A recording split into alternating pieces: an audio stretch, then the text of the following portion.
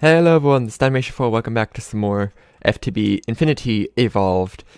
So I'm here. I've done a little bit of stuff down here. Mainly this big wall. So these are storage drawers. They're 2x2 drawers. In the middle I got a drawer controller. And an incredibly complicated setup. So that if I have, say, an inventory full of random items, I could just do this. Boom, boom, boom, boom, boom. And they all get put somewhere. So that's really nice. Let me show you the incredibly complicated setup. There's a lot going on behind this wall. I mean, look at this. What? Stupid thing. Yeah. And there's a lot going on under the chest, too. I mean, it's like connected. I used a resonant servo. Mainly because I can. And they're not that expensive. I have Enderium now. So yeah, impulse item ducts. So they get pulled out and just basically thrown into the storage controller, which has access to, I think, 12 blocks in every direction. So like 12 this way, 12 that way. I think. There might be a total of 12, in which case it's not going to get the end ones, but I think it's 12 in every direction. And it just puts them in. So now if I want some obsidian, boom, I got some obsidian. So that's really cool. I also laid out where the walls are going to go for this place, for the lower floor. Since obviously these are curved, so I can't have them be the flat wall because they're not flat. So yeah, I added 2 more capacitor banks here. They are pretty much already filled because we have a lot of power from that. And I'm going to have to start making some machines for this section, which is going to be a bit annoying, but it's fine. I'm actually starting to make steel out of charcoal instead of coal coke because I have less coal. I can use coal for like actual machines and stuff. Yeah, this thing's still running. But for the lasers, I am kind of getting low on diamonds. Just a little bit. I got 16 left. So I can't exactly fill that whole thing up with lasers right now. So that's going to be getting all those lasers in there is going to be a long-term thing. But I put them in the... I had in my inventory something that I was going to show you, but I then decided to throw it into the chest to get sorted into the drawers. That was a smart decision. I made some redstone energy flux ducts, which are a bit different than what they normally are. They now take aerothium and fluxed electrum. Yeah, that was fun. But I made a bunch of those, filled them up, got that. And they're going to be powering all those lasers because I calculated out each of these holds 8,000 RF per tick per connection. So if I have a single battery that holds all my power, I just need one connection and I can power like up to 200 lasers with that one connection. And I counted it out and they're going to be just under 200 lasers in that thing when it's all done. So that's all good. So what I want to work, after the lag goes away, what I want to work on today is something. Let me show you something. So I grew these trees a little while ago. These are the beech trees I used to make the tunnel to the forestry area. And when you lumber axe them, you only get one log for some reason. So I haven't really bothered chopping them down because it's a pain. But recently I chopped one down and this happened. Lots of nuts. They drop in lots of beech nuts. I guess like the fruit has to grow, the nuts have to grow on the tree. But now they're dropping tons and tons of beech nuts. I think I actually threw out the last stack that I had. There's 2. But the good thing about these, the really good thing about these, is when you squeeze them, you get like 100 millibuckets of seed oil, which is a lot. Normally, like, this takes 250. This is 2 of those. So, normally when you squeeze seeds, you only get 10 millibuckets. So these are equivalent to 10. This is 120 seeds right here from lumber axing one of these trees. So it's a lot of seed oil. So I should now be able to make an alveary. That's the word. Yeah, these things. I haven't messed with these before, but it is about bee breeding. Yeah. So I'm going to get to bee breeding now. So if you've ever played some techie FTB packs, you'll know there's a thing called gendistry that lets you basically mutate bees using science and stuff. And for the most part, the recipes for them aren't changed. Sturdy case, immunogen tank, yeah, pretty simple. The one thing that is changed, however, is this power module, because for whatever reason, you can no longer craft a power module. You can only get them from certain combs, infinity combs, which means I have to do tons and tons of breeding to get some infinity bees, which means I'm going to need some nice bee breeding setups. So I'm going to make some alvearies using the beech nuts and see where it goes from there, I guess.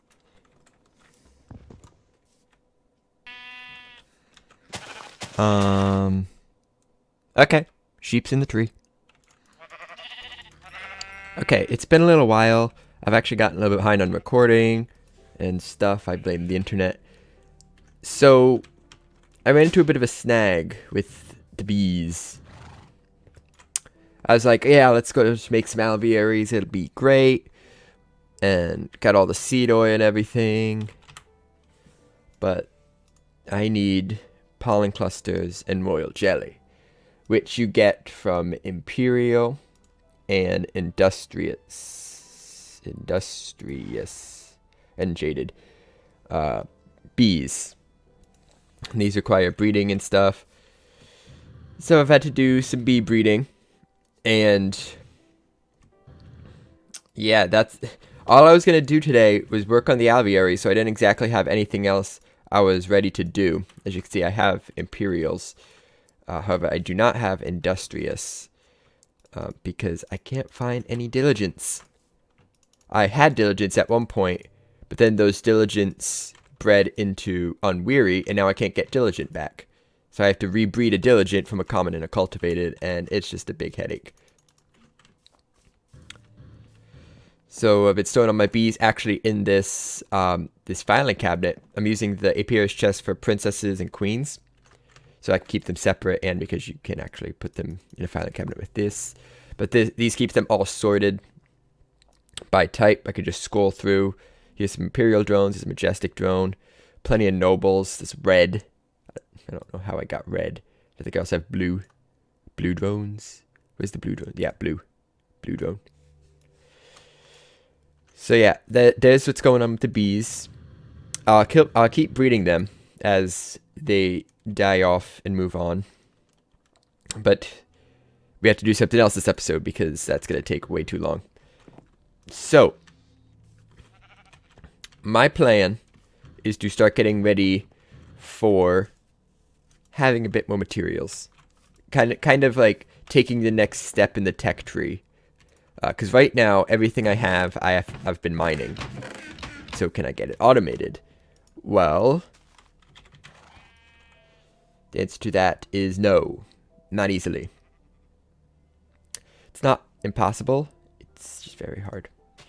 And pretty much the same thing. Yeah. Diamond versus emerald.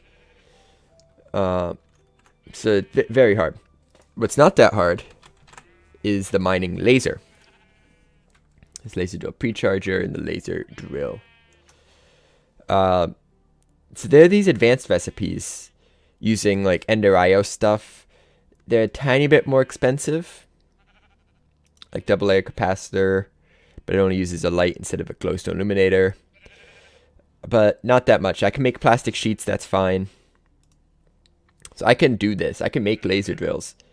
The only thing I don't have, obviously, is the pink slime crystal. This is always the big gotcha thing in Mine Factory Reloaded. Getting the pink slime for the laser drills. The only way to get these is to actually get pink slime, which you get from a slaughterhouse, killing cows, pigs, maybe zombies, I'm not sure, but I'm pretty sure it's just like cows and pigs and stuff. You get liquid meat and pink slime. So I have to make one of these. The other thing I'd like to make is a spawner to actually spawn the cows and the sheeps. Or cows and pigs. Which is pretty straightforward. So down here, I am making... oh, I don't have the tin gear, right. Here it is. Like, what am I missing? I was going to throw this in real quick. Making 2 machine frames. And I'll be able to make those. I don't think there's anything else that I need that I don't have. I actually found nether wart in a village. I don't know if my map actually saved from last time. Can I zoom out? So I went exploring the world a little bit. And whenever you generate a world, it always seems like there's this one biome that you cannot get out of. Maybe it's the jungle. Maybe it's the enchanted forest. Maybe it's extreme hills. For me, it's mushroom. And this entire world is just covered in mushroom biome. And jungle. It's a big jungle right here. But no matter where I go, it's just all mushroom biome with villages in it. There's a meteor also. So there's village here, here. There's one here. There's one way down here. And using that, I was actually able to get nether wart from the greenhouses in the village. So I have nether wart somewhere. I think. Maybe. I hope. Maybe not. Right? I have nether wart? Yeah. Got it. Okay, good. Not crazy. So that's good for that front. The other thing we're looking at is... I don't think anything. I think everything else is really straightforward. Yeah. So, crafting time. Let's get this done. Look at all the little people! Okay, I believe I got everything. So, I just do this. Here we go, slaughterhouse. And nether wart. Magma cream, emerald, auto spawner. Now obviously to power the auto spawner we need mob essence, which can be got in 2 ways. You can use a sewer and drop XP balls over it. That gets you 4 sewers actually, so that's a pretty good deal. But that means I just have to get XP orbs, which technically I can do with spikes. Not a bad plan. Or I can use a grinder, which will automatically convert the mob into essence. I'm not sure how much more essence it makes, but it does use up power. By the looks of this, a decent amount of power, 3.2 thousand RF per work. With the 3 windmills I have, I'm producing, I want to say almost 200 RF a tick, a little less than that. Which means in order to kill a single mob, at least 200, 3200, 35, 16 ticks would have to go by. Which is almost a second. It's not that much time. I thought it'd be more than that. I definitely calculated that wrong, probably. There's no way that's right. This is 1 million. Maybe. 1 million. Yeah, that seems right. Yeah, I'm gonna go with that. So you can make a grinder. It's doable. And then, all I gotta do is break this 1 block right here. Boop. And point out where we can put a mob spawner. Right here. Just take out the torches. I can have maybe a 1-layer mob spawner that's in this whole ring right here. Once I get cursed earth, I can put cursed earth in the middle. Decent spawning rates, some fans. It'll be a good time. I'm not sure I'm going to get the grinder to get it all. That's the good thing about the sewer and spikes. With the grinder, you can add, I think you can add machine upgrades to increase the size, but that would mean it takes longer to find the mobs. If If I just use spikes, I just push them somewhere. But with a grinder, I can also push them somewhere, and then it'd take less time. I don't know, let me think about it a little bit. Oh my god! No! No!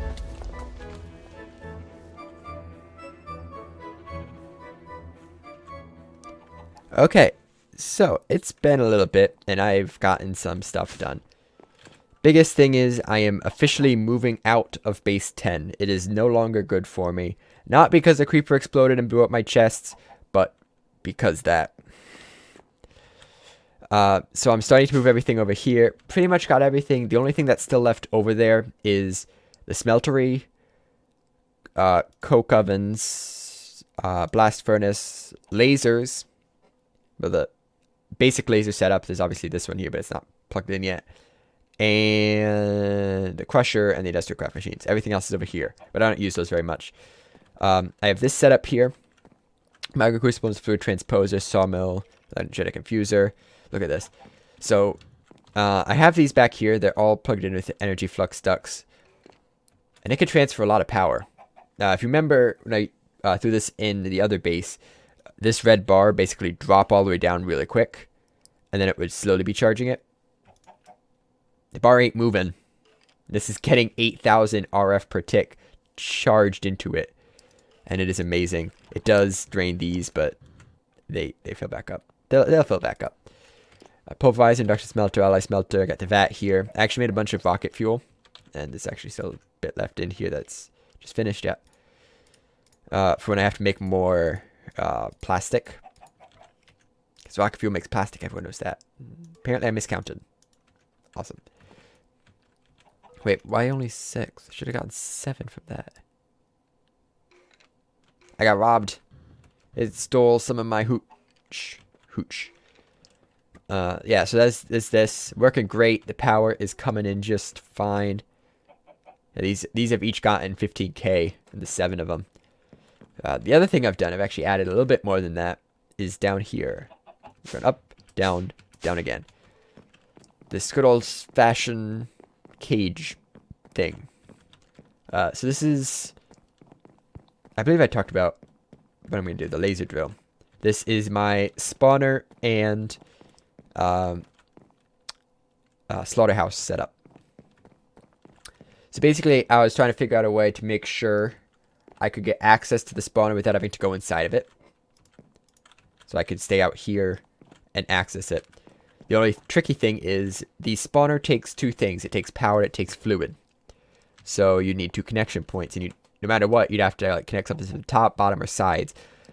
But there are flux-plated fluid ducts, which are very cool. Alright, do you actually not have as much power storage?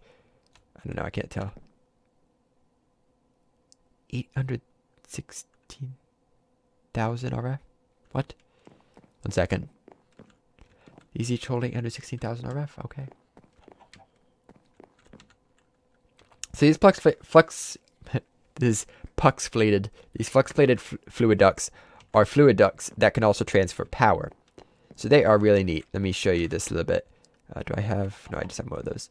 Let me grab some hardened fluid ducts. I haven't tried it with other fluid ducts. But basically they're made using hardened fluid ducts and redstone energy flux ducts. And 2 to 2. So you could technically just combine these and make a whole base out of them. It's actually a really good idea. If you make 50 energy flux ducts and 50 fluid ducts, you then have 100 things that do both. So that would not be a bad call at all. Where are... Is the fluid ducts? Yes. A few fluid ducts. So with these, you can connect straight to them and transfer fluids right in. It also connects to the power.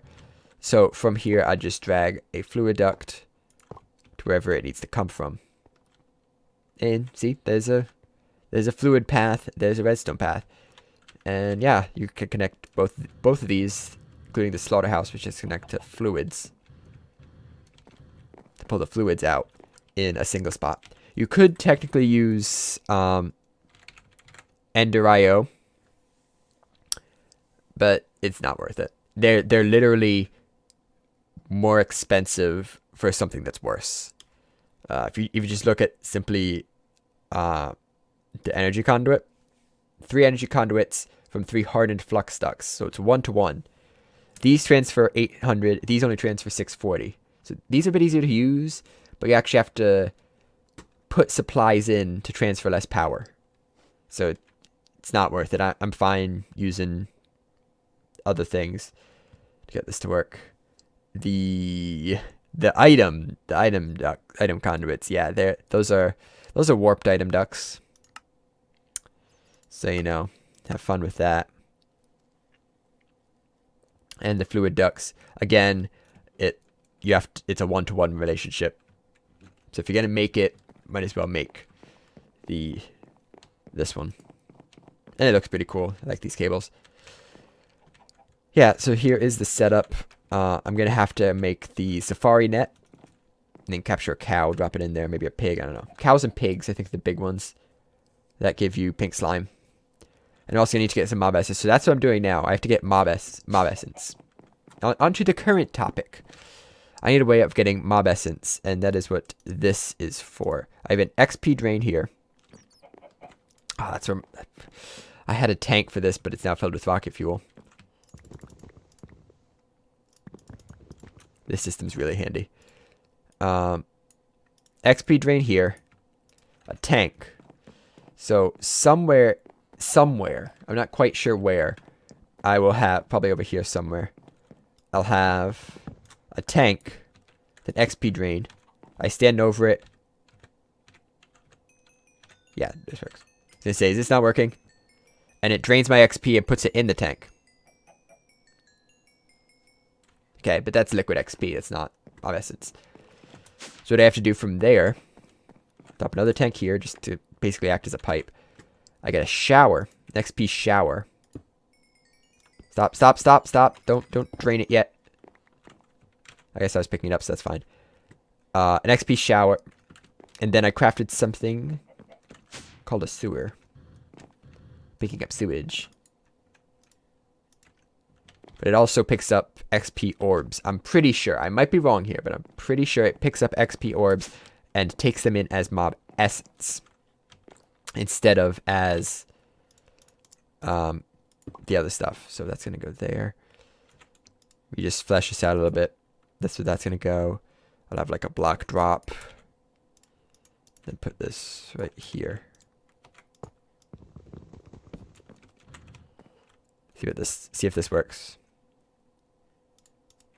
Otherwise, rip those 28 levels. Yep. Okay, now it's not taking any more because it's full. I mean, don't take any more because you are full.